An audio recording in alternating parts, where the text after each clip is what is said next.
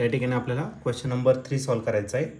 A particle is executing SHM of periodic time capital T. तर एक particle आहे जो सिंपल हार्मोनिक मोशन करतोय ज्याचा टाइम पिरियड आहे capital T. The time taken by the particle in moving from mean position to half the maximum displacement. तर आपल्याला time find करायचं आहे, त्याच्या मीन पोझिशनपासून तो स्टार्ट होतोय आणि मॅक्झिमम डिस्प्लेसमेंटच्या हाफ तो पार्ट कव्हर करतोय. मॅक्झिमम डिस्प्लेसमेंट म्हणजे ॲम्प्लिट्यूडच्या अर्धा पार्ट तो कव्हर करतोय. तर साइन 30 डिग्रीची व्हॅल्यू 0.5 दिलेली आहे. हा क्वेश्चन 2015ला आलेला होता आणि याच्या 4 ऑप्शनपैकी पहिलं जे ऑप्शन आहे ए ते आहे T/2, बी ऑप्शन आहे T/4, सी ऑप्शन आहे T/8 आणि लास्ट डी ऑप्शन आहे T/12. तर या 4 ऑप्शनपैकी या क्वेश्चनचं करेक्ट आन्सर काय असणार आहे? चला तर आपण याला सॉल्व करूया आणि मग डिसाईड करूया. तर या क्वेश्चनमध्ये एक पार्टिकल आहे जो सिंपल हार्मोनिक मोशन करतोय, ज्याचा पेरियोडिक टाइम आहे T इतका, कॅपिटल T इतका दिलेला आहे. तर आपल्याला टाइम फाइंड करायचा आहे. पार्टिकल मूव्ह करणारे फ्रॉम त्याच्या मेन पोझिशनपासून हाफ ऑफ मॅक्झिमम डिस्प्लेसमेंट. आता मॅक्झिमम डिस्प्लेसमेंट जे असतं ते असतं तुमचं ॲम्प्लिट्यूडच्या किती असणार? हाफ असणार. मग आपल्याला डिस्प्लेसमेंट दिलेलं आहे x काय असणार? तर ॲम्प्लिट्यूड/2.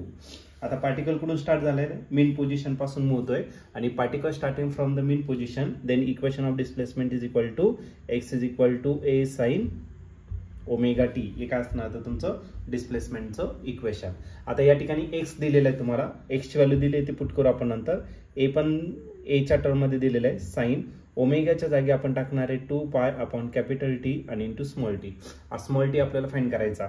x ची व्हॅल्यू आहे a/2, ती पुट करून टाकू, इज इक्वल टू a राहिला साइन 2π/कॅपिटल T इंटू करायला स्मॉल t. इथला a आणि a काय झाला? कॅन्सल. मग राहिला 1/2 आणि इकडे राहिलं साइन 2π/कॅपिटल T इंटू स्मॉल t. आता साइनची व्हॅल्यू 1/2 कधी असते? तर साइनची व्हॅल्यू 30 डिग्रीला असते. मग साइन 30 म्हणजे साइन π/6 रेडियनमध्ये घेणार आणि राहिला साइन किती? 2π/कॅपिटल T इंटू स्मॉल t. आता या दोघांना जर कम्पेअर केलं तर इथला जो π/6 आहे आणि इकडचा कोणता? 2π/कॅपिटल T इंटू स्मॉल t. तर या दोन्ही टर्म सेम असणार कारण दोन्ही ठिकाणी साइन आहे. ओके, पाय आणि पाय काय आला? कॅन्सल. आपल्याला स्मॉल टी फाइंड करायचा, टीला इकडे पाठवून देऊ आपण. मग कॅपिटल टी इकडे गेला /6 आणि या 2 पण इकडे डिवाइड होणार, राहिला स्मॉल टी. ओके, आणि याला जर सिम्प्लिफाईड केलं तर T is equal to capital T 6 2 किती झाला? 12.